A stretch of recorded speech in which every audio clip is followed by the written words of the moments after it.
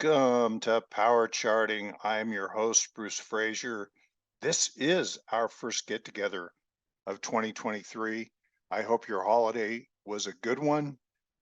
Let's get started by having a look ahead at 2023 from a Wyckoff perspective. But first,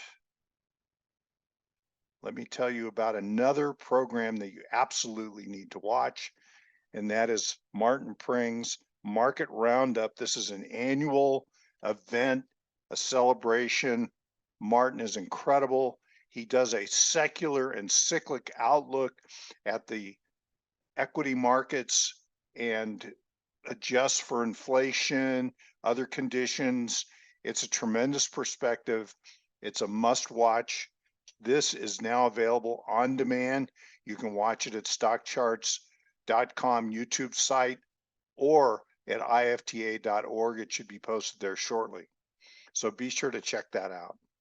Let's start with the decennial pattern. It served us so well in 2022, and I'll tell you why. Here we can see in the yellow shaded area right here that this 1 year of the decade, so 2021, there was a top put in. You can see structurally that there's a distributional type structure in this average of many years of the decennial pattern averaged all together, and then a decline. And this is really the worst decline of the 10-year period on average. And we know that decennials, the actual market can vary greatly from this, but it's eerie how well it works. In many, many cases, and it seems to be working now. So let's have a look at 2022. You can see here that the low gets put in the decennial sometime in the early third quarter of 2023 or 2022. And that's in fact what we had towards the end of the quarter. Actually, that can happen. And then note that there's sort of a structural accumulation that seems to take place in the second year. And then in the third year, we have an uptrend of sorts, the beginning of a markup out of this accumulation area.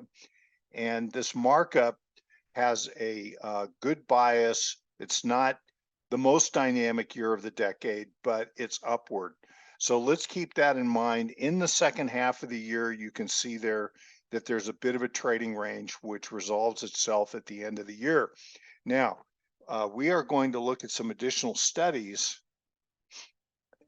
regarding this, but also let me point out that in this decade, the 0 year was the presidential election year. This is important. We'll come back to that in the next slide.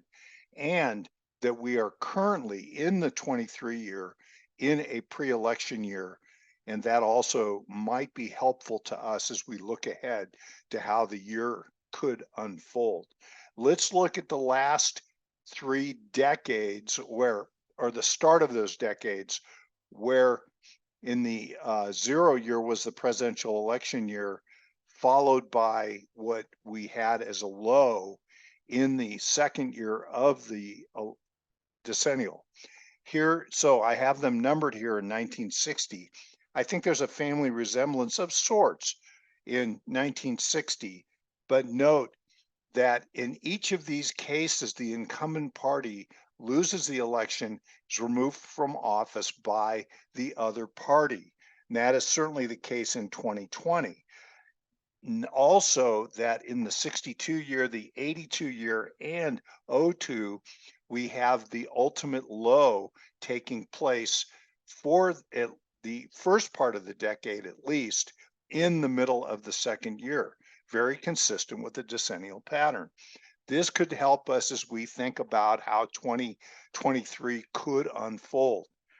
Now, here is 2020, and we all went through the experience of the COVID low, and that COVID low was followed by a very important advance, and that advance topped out into this period right here, late 21 into 22, which is what the decennial pattern suggested would happen. So we did have a distributional top. in the number one year in 21, followed by an important downtrend into 22. And here we are, we can see that taking place. Now, also see how in the 60 year, we have something very similar that unfolded with a distributional top in 61, followed by an important markdown, bigger markdown in 61, which was, and into 62, which was the Cuban Missile Crisis and other economic problems which started to unfold. That was resolved with a low in 62 and an important advance. We're asking the question if that could happen here. And so we look at these periods, the low at 1, which is the COVID low in 2020, and then the rally phase into the high and a distribution at 2, and then an important markdown at 3. So with that, let's move on. Let's zoom in and look at one of these periods. In this case, we're going to look at the 2-year of 2002, 2003, compare it to the current circumstances. The top chart is 2002-3, which I believe has a family resemblance to today. And so let's look at the comparative of these periods. So note that we had an important low, such as a climax taking place at 1, and a climax here, and that was the June low of 2022. Then a rally. This rally concluded at 2 in both cases, and an important decline that went down and retested the lows of 1. In both cases, that's just what we had. And then a rally into 4, a rally that in both cases was not a great rally. You can see the trajectory slowing, momentum slowing on the way up into 4, stays under the long-term 200-day moving average. And here it kissed the 200-day at 4 and then pulled back potentially into 5 here right at the end of the year. This also is right at the end of the year. And then a rally into 6. Now, let me talk about what I would like to see happen that would maybe be a little different. This is a very important low in the 02-03 period and has echoes of the dot-com era to today's mega cap growth era. Both of these were the conclusion of a mega cap growth characteristic with dot-com then, mega cap now, and rotation into more industrial and other areas of the stock market and the economy, which seems to be happening at this time. So with that, looking ahead here, we can see that a rally at 5 seems to be unfolding at this time as it did at the beginning of 2003. So at 2023, we seem to be starting a liftoff. Now, what I'd like to see happen that would be, I believe, more constructive to the structure would be to have a rally that could go up to the area of 2 and then consolidate into some kind of a backup here from point, which would be 0.5, and here, or 0.6, sorry for the conclusion, 6. Here, look at this long decline into 7. Very important decline, took a very long time, went all the way into March, into the March low. And so we want to hopefully have the strength that could take us up and then have it consolidate at a high level and then keep going. Now, if it happens the way it did in 02-03, it still resulted in a substantial accumulation structure for a more important advance. Either way, we're going to be very sensitive to how this could unfold. Note that the late stage of an accumulation tends to be a period of diminishing volatility, and that definitely shows up in March, January, February, March of 03, and could show up here, and then is followed by a more important advance. Okay, so now here is a seasonality tool that we used in 22 that worked really well for us. We now have the data through the end of the year. you can see 2022 superimposed over the history of all the midterm election years going back 72 years. And it was remarkable how well the seasonality tool worked to guide us through the year, because you can see that the lows and the highs, here's a high, here's a low, here's a low, here's a high, here's a lower low. Note that both the seasonality tool and what actually happened in the S&P was a spring here, and this spring, which came right at the end of September, that very important spring resulted in an advance, and that advance in this case deviated once we got into December, where the seasonality tool kept going up and the S&P went down in December and had a pullback one last time. Hopefully, maybe not. I'm trying to be bullish here, especially because so much of Wall Street is so bearish at this time.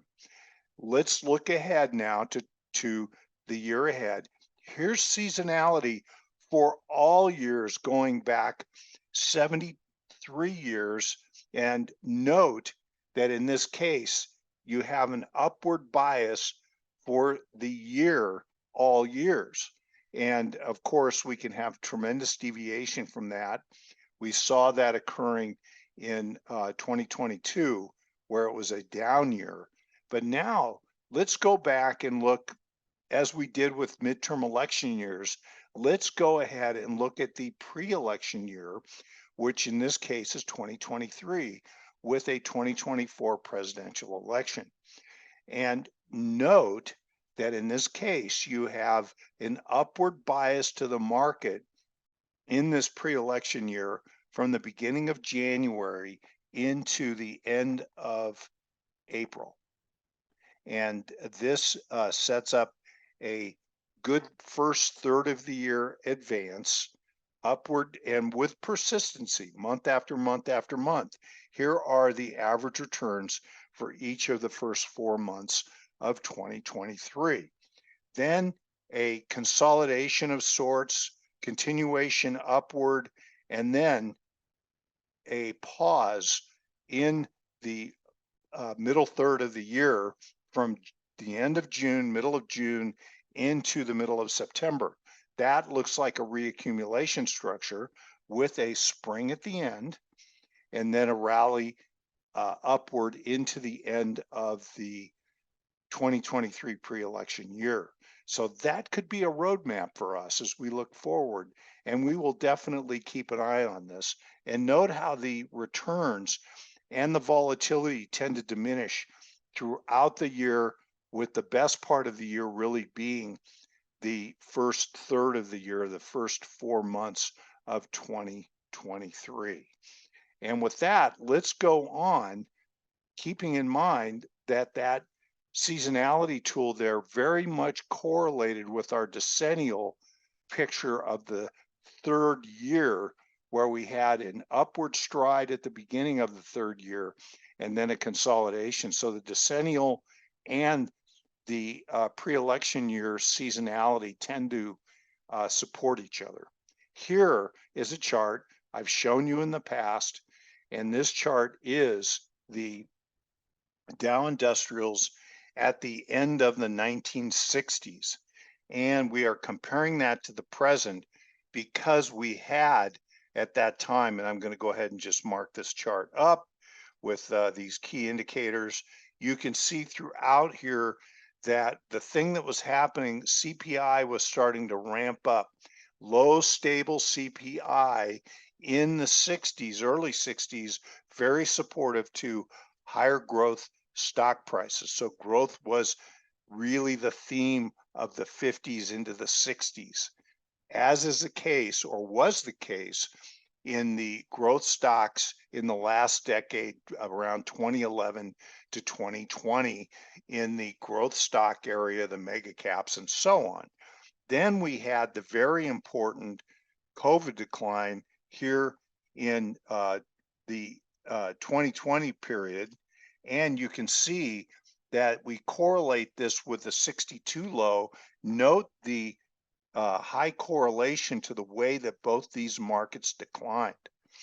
Then, and let me just put these notes up here, we'll need them, is a substantial advance occurred in 2020, this area right here, comparing that to what happened from 62 to 65.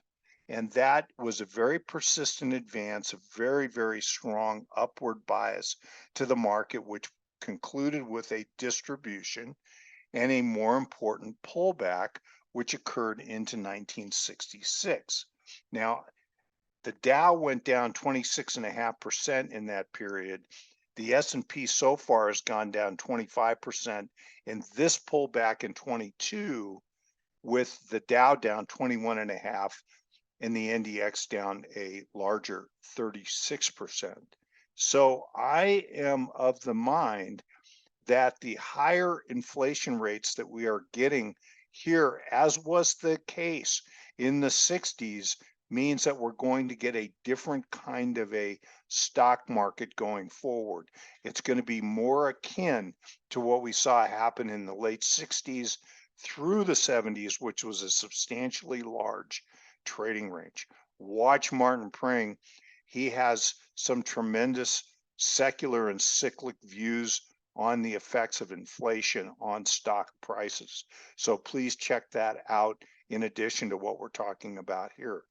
So I think that what we may be looking at is, in this case, you can see that there's a good rally that occurs up into this 1968. Well, keep in mind that this return to this level here was a presidential election year. This is when Nixon was elected to his first term. So there was an upward bias from 66 to 68, and that upward bias, which is consistent with what happened what happened in 66 to 68, could very well be what we could see going forward from here, 2023, 2024. Then after the Nixon election, there was an important decline into 70, and then another important advance into 72, which was Nixon's reelection. So I don't think that the future market is going to behave just the way we see here. I believe the look will be different, but I think that large cyclic trading range type structures are very much the potential of our future. And this is not a bad news for Wyckoffians because of the beautiful accumulation and distribution structures and the trending characteristics that we as Wyckoffians really train ourselves to participate in. So we will talk more about this as we go forward in time. And here, you've seen this chart many, many times. I'm going pretty fast. Believe me, what I don't get done today, we are going to do next week. And then we are going to get into the rotation of industry groups, sectors, stocks, because there are so many that look so compelling right now. And this is into the face of some pretty pessimistic views from Wall Street at this time. I don't know why the market would go up. I see interest rates are quite high and the Fed is raising them at a rapid rate. I just follow the market. Now, having said that, I want to point out here that the market still very much is in a downtrend. And we see that this trend, which was defined by these 2 points here, a touch here, and then the oversold line with throw unders and oversold conditions here and here, that there is a downward stride to the market. We are going to talk about what needs to happen going forward, but I will tell you this, there are some very important overhead resistance levels that need to be exceeded or reached to be able to say that we have changed the character of the market from a downtrend at least into a trading range. We as Wyckoffians are very much focused on being in the moment and having the market tell us where it wants to go. We don't try to impose our view on the market. And at this time, you can see that in this case, the S&P 500 is down to the support that was set in May, right here. And that there's overhead resistance at the downtrend line, which is so important, the 200-day moving average, which is so important, and then these resistance areas as defined by this low and by this high.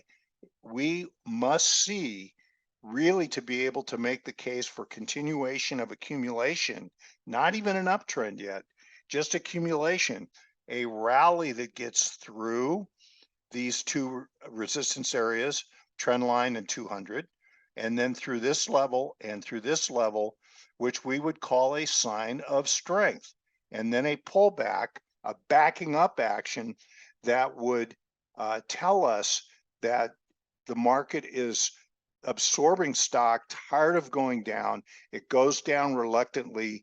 That is called a backup. Now, these can occur in different ways.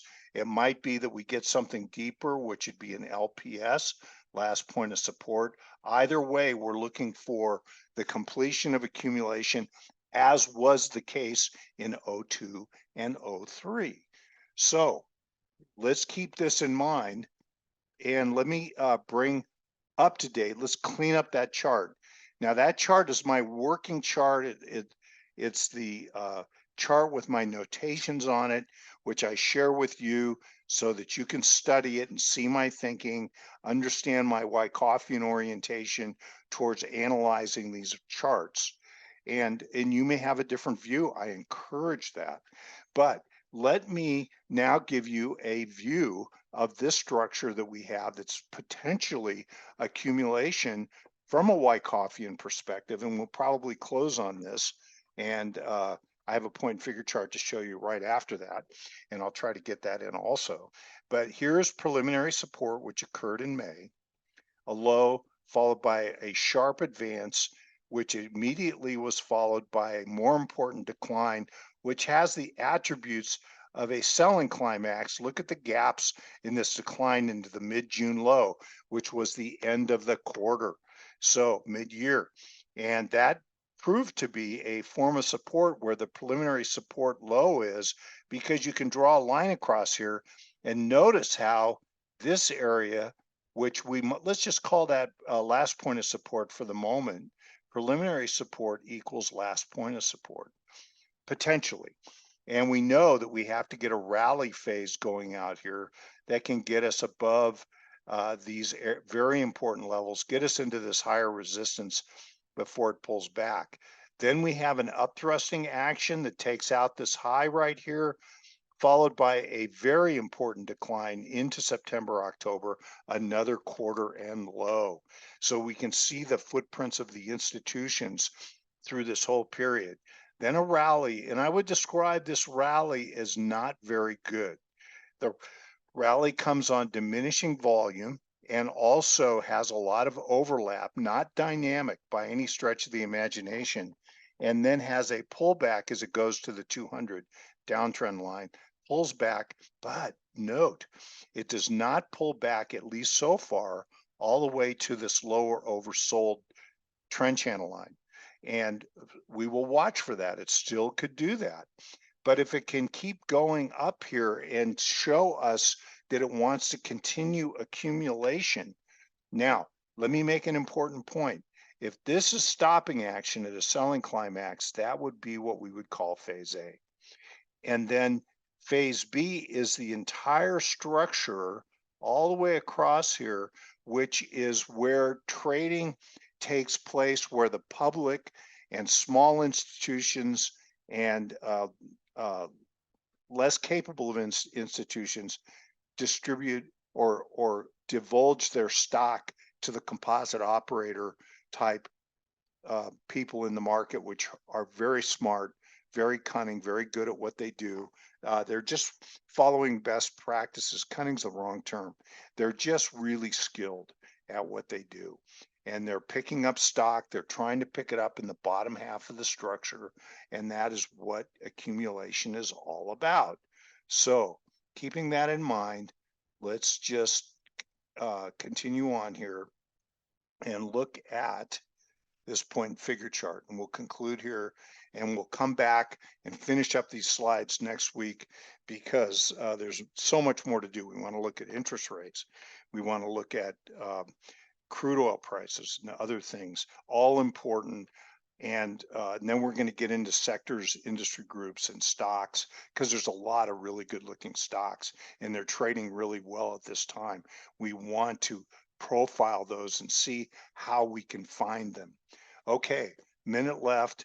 This is a point and figure chart, just a classic chart of 2022, the downtrend that occurred, 3-box reversal method, 50-point scaling on the S&P cash. This is a distribution structure here, 9 columns times 3 times 50 puts us down into this 3450, 3250 area, which is right here. It went into the 3450 box area, but could not go all the way through it to give us another entry. We missed this initial count by 1 box, less than 1 box. Pretty good. That's a good count. Now, is it possible this count could be bigger than this? Yes, it is. And if this market works its way down to the lows, we will definitely be seriously looking at that together right here on power charting. Okay, we are about out of time. So with this, let me just say that we have a count that goes 4850 up to as high as 6350, which is the old highs or higher. We'll do more on this next time. Thank you so much for being here, and we will see you next week. Hey, Grayson Rose here with StockCharts. Thank you so much for watching. I hope you enjoyed that video. If you did, consider giving it a like down below, maybe leave us a comment, and if you're new to the channel, you can subscribe at the link up above. We're gonna bring you daily content from an incredible collection of technical analysts and financial experts.